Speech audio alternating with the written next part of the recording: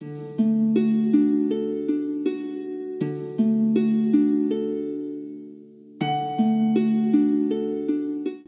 the very first day I met Gail, which was January 8th, 1989, I said, wow, this is, and I'll be honest with you. I don't meet very many beautiful Christian women. I got to get to know her.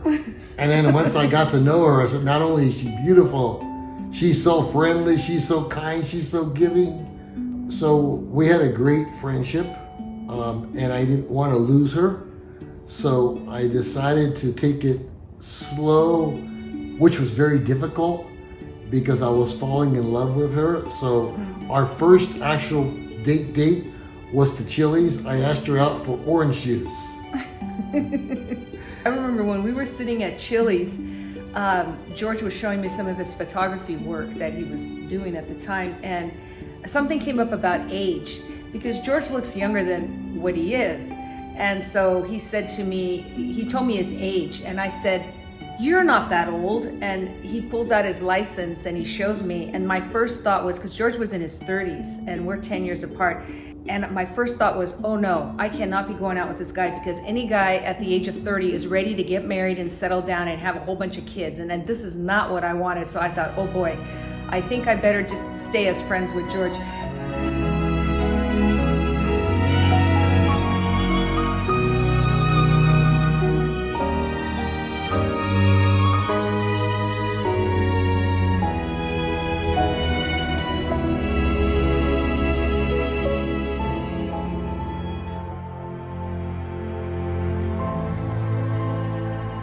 It was difficult in the sense where I got to learn about Gail's past that I wasn't aware of.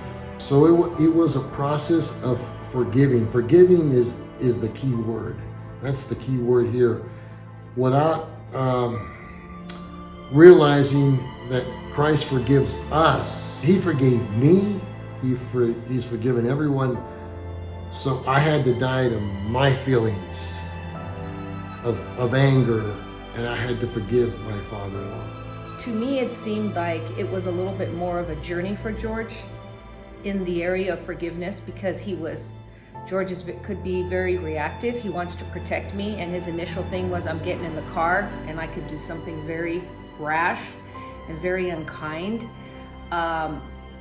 And I constantly felt like in our relationship, I was telling George, let's not react in anger or hostility. Let's continue to pray. It wasn't easy, because George wants to solve a problem, and he was reactive in that sense towards the evil that he saw that I had experienced. Gail's father was a severe alcoholic. My father was a severe alcoholic, as well as my mother.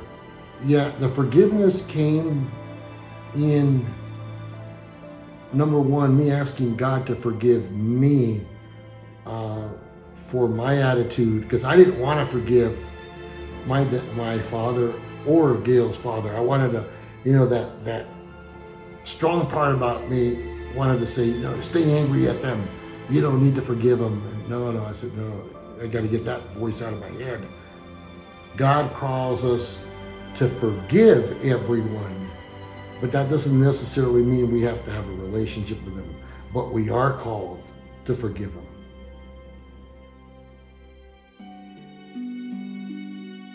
We were not going to have children. One day in January of 2000, I said I want a daughter. So she didn't take me seriously. We ended the conversation, and I sprung it to her again. So I kept pursuing that. She goes, "You don't know what you're asking for. You don't know what you're doing."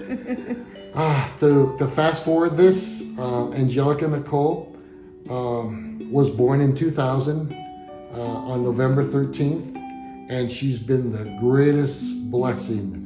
I love my daughter. I love that. I was going to say little girl, but she's 19. She's not a little girl anymore. There isn't anything in the world I wouldn't do for her. Every day when I see her, I just fall more in love with her. I love my daughter. I can see God's hand of grace and healing in my life through my daughter. I have not had a good visual of what a father and daughter relationship could be and should be. And the Lord has allowed me to see the reaction between George and Angelica. And I can watch the way the two of them behave and react together. And I just think to myself, that's what a father and a daughter need to have. And it was what I never had. And I longed for it. So it became the missing piece in my heart to watch how George just loved on Angelica and how Angelica freely trusted him. And it was such a pure and innocent type of a relationship that it became very, very healing for me. I remember one day coming home, Angelica was very little, and she probably was about maybe 3. And I walked into the house and George was watching Angelica, and I just came into the house and she was in the bathtub and she was wearing her swimsuit. And I thought, how odd is that? Why is she wearing her swimsuit? And George was playing with the little toys in the tub. And I stood back and I looked at that and I thought, and I asked him, I said, George, why did you have Angelica in a swimsuit? And later he told me, I never want Angelica to feel that I have exposed her or I've looked at her, but he did that more for me because I was so exposed and looked upon my nakedness. That was another healing aspect for me to be able to see the purity, the gentleness, and the innocence between what a father and a daughter should have, what I never had. And George gave me that gift. She's very Analytical. Very analytical, a little bit high-strung. She's a straight shooter. She's purpose-driven. She sees something she wants, and she goes for it. That's exactly like That George. is, yes. The funny saying we have in our family is, I'll beat around the bush, and then Angelica will say, Mommy, sometimes you just got to go through the bush. Be a straight shooter and go through the bush. Just as of recent, I would say probably this year, Angelica, I do pray and fast a lot. And I never advertise necessarily that I pray and fast, but when I'm the one cooking for the family, I kind of need to tell them, I'm just not having dinner tonight. And so Angelica would ask me about, why am I not eating dinner? And I'd talk to her, I'm fasting. What are you fasting for? And I would, engage her in that. And now she has just recently, within the last 6 months, has started to pray and fast, and she's done it with me.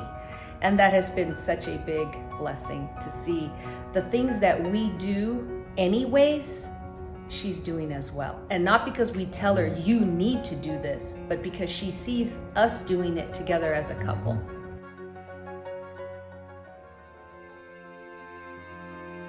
The God of the universe has blessed me with this woman here. Nobody could absolutely fill her shoes.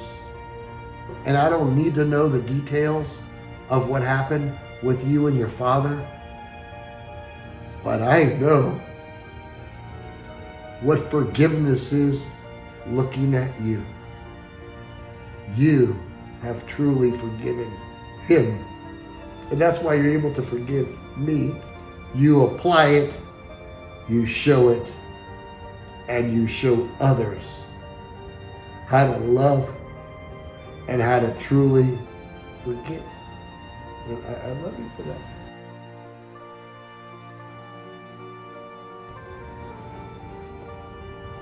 You told me when I met you that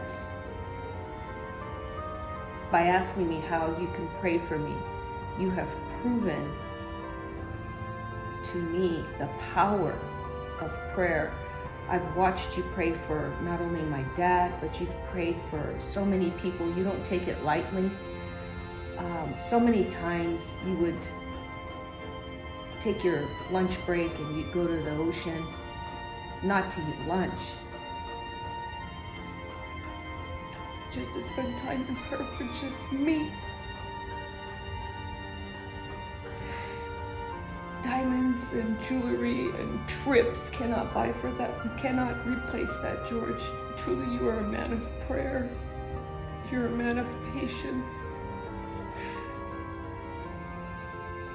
You love unconditionally, and you have shown me that for almost 30 years. And I appreciate you and I honor you. And thank you for who you are. Thank you for being a kind, gentle, loving man of God. You have erased a lot of my past because of who you are as a man. And I thank you for that, George.